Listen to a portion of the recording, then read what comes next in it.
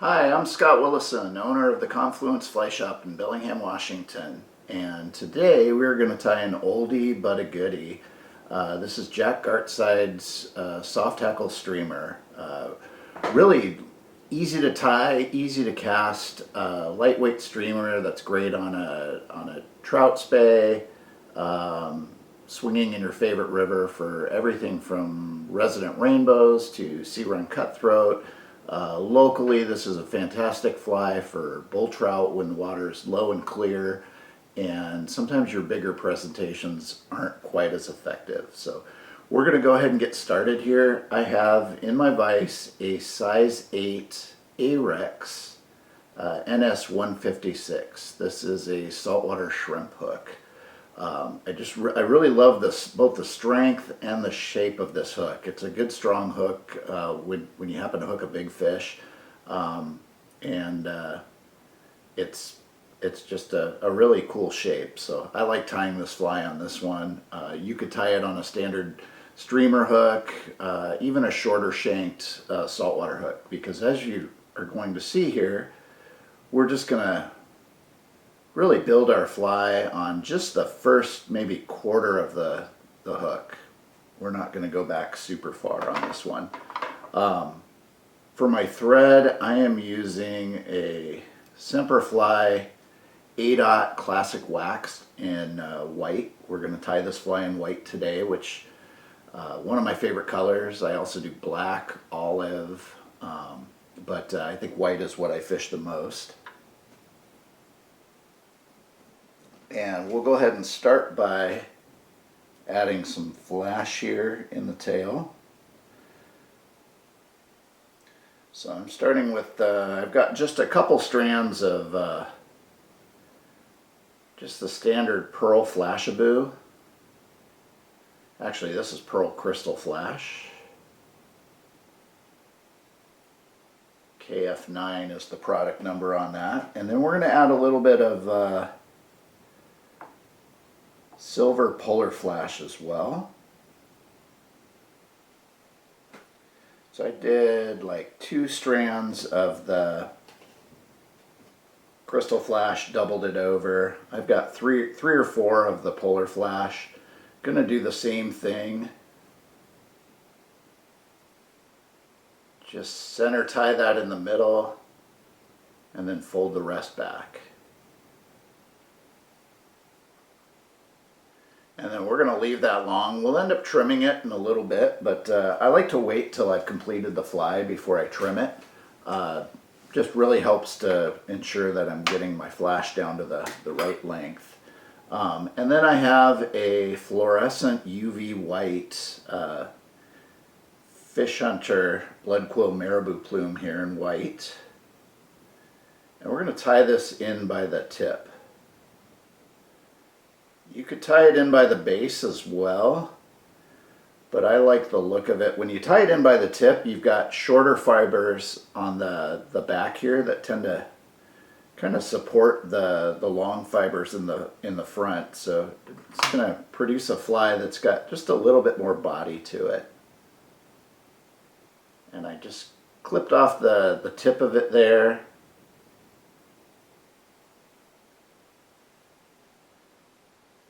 And then we're just going to start wrapping this forward. As I'm doing that, I'm kind of stroking the fibers back. So I've got everything flowing rearward.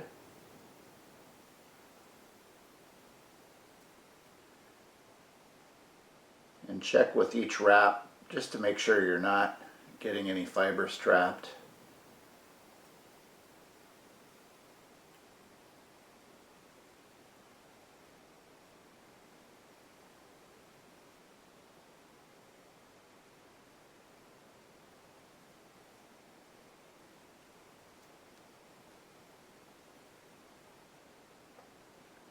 So with each wrap, we're going to sweep everything back and then complete our wrap.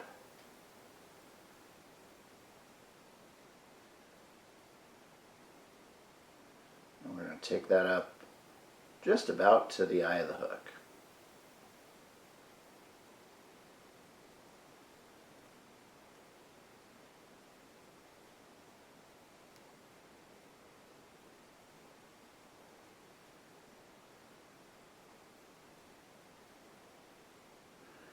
for that last little bit, I kind of stripped away one side of the Marabou just to make it a little easier to tie off. And then once I'm about done, I'll strip the rest of that Marabou off there, so that when I tie it in, I'm essentially just tying in mostly a bare stem.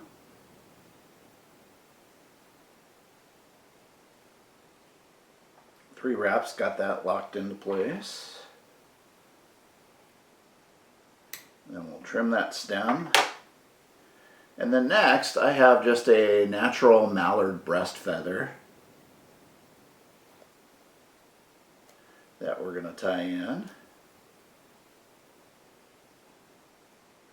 And this one, just because you could see those feathers curve back, just so I don't have any issues getting it to sweep back, I'm actually going to tie this one in by the base and then wrap it up. That makes it a little easier when you go to tie it off too, because instead of tying off a thick stem, you'll be tying off a thinner portion of the feather. The tricky part is going to be, I don't think I have my hackle pliers handy, so we're gonna see if we can get away without them. So I'm just gonna kind of grab a section of the tip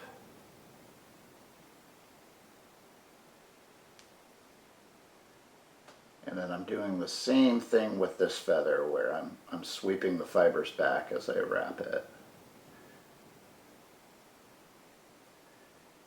And it's the first little bit that's always the hardest. Once you get that first wrap down, the rest of it tends to go pretty easy.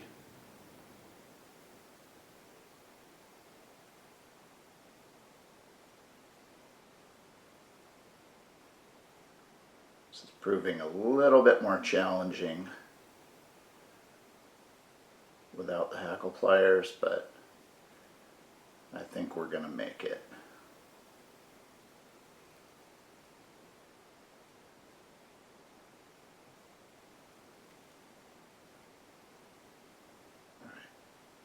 Marabou out of there.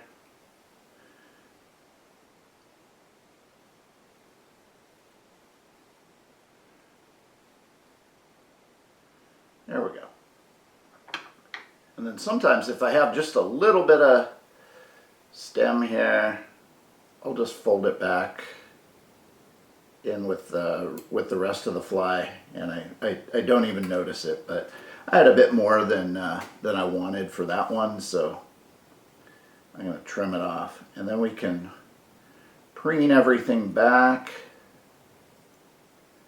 and we'll just build up a nice neat little head. One of the great things about this Semperfli classic wax thread, it is super strong for being light diameter, so I can kind of get away with as many thread wraps as I want to get that head just right on the fly.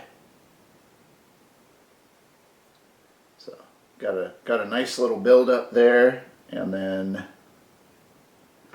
we will go ahead and whip finish this guy.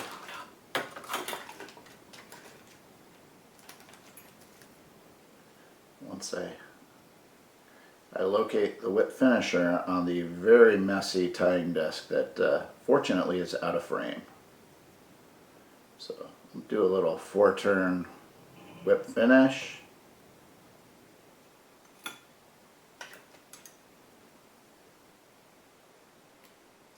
Trim our thread, and then we're going to finish this off with just a little bit of Solarez bone dry.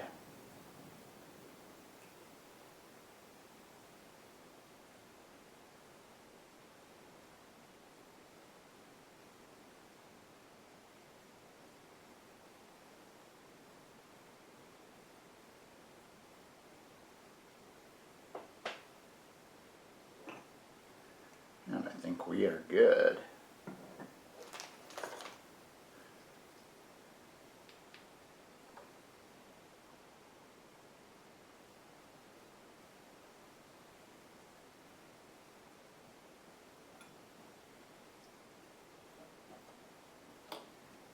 move that over so you can see the full fly. Now we can trim our flash. I like to have the flash just a little bit longer than the Marabou, so that it kind of dances and wiggles outside of that Marabou, provides a little bit of extra movement. But there you have it, an old classic, the Gartside soft hackle streamer. Great fly for beginners to tie, one that you can go out and fish in a variety of places, and this thing really has a lot of life and movement to it in the water, so it's worth tying up a couple and putting them in your box. So thanks for watching today. Please be sure to like and subscribe to our YouTube channel if you haven't already, and if you need the materials for this and any other fly, we've got a great selection at the Confluence Fly Shop in Bellingham, Washington. We will see you in the shop or on the water.